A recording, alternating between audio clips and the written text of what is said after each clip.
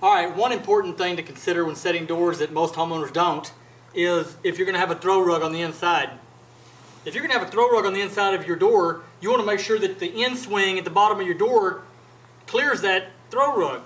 So you have to take a measurement on your threshold of your door, which we have 1.5 inches, and I got 3/4 inch of carpet. So you're only going to have 3/4 inch where that door will clear that carpet, and that's just not enough for a throw rug. So we've already taken that into account on a rough opening of our door, so we can raise this door up off of this concrete a little bit. And what we're going to do is put a piece of treated material on the concrete. Anything that's touching the concrete, you need to make sure you use a pressure treated material to put on that concrete. We're going to run 2 beads of caulk below the pressure treated lumber and on top of the pressure treated lumber as well.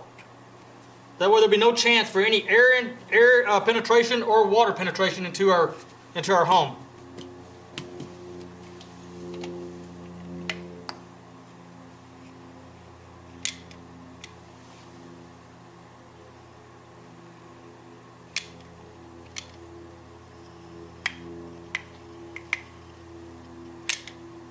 Alright, after you've taken off your door protectors, we have hinge protectors on this door, and we had some threshold protectors. We've removed those.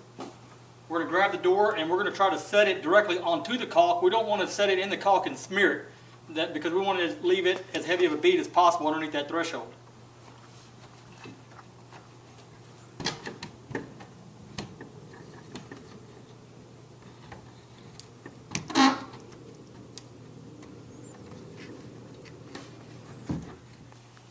Now when you nail this door in place, you always want to nail on the high side because you have to raise the other end up.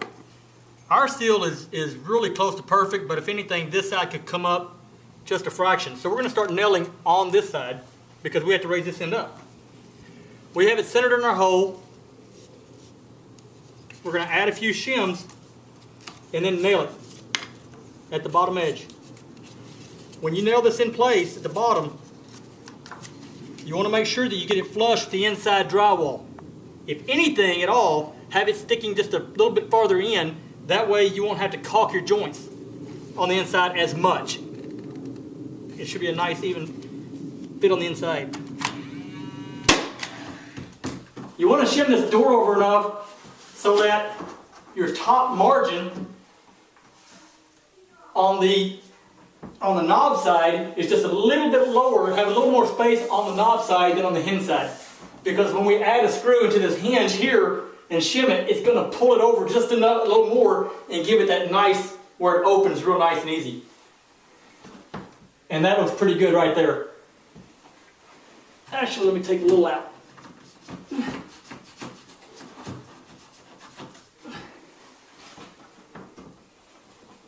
Okay, I like that. Let's see how we are as far as plumb.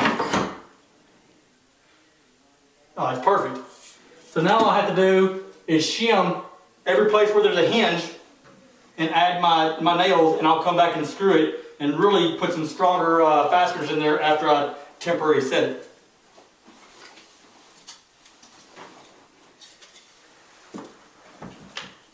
On this top hinge, make sure you don't put anything in there too tight because you do want it to be able to draw over a little bit if you need it. Again, let your door fall in to where it's sticking just a fraction of an inch, just a 1/16 into the inside drywall. Make it a lot easier on your painting.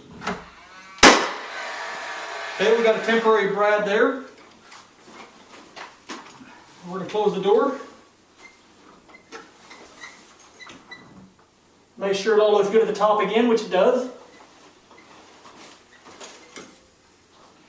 We're going to do this bottom, all 4 corners we're going to shim and temporary brad before we add the stronger fasteners.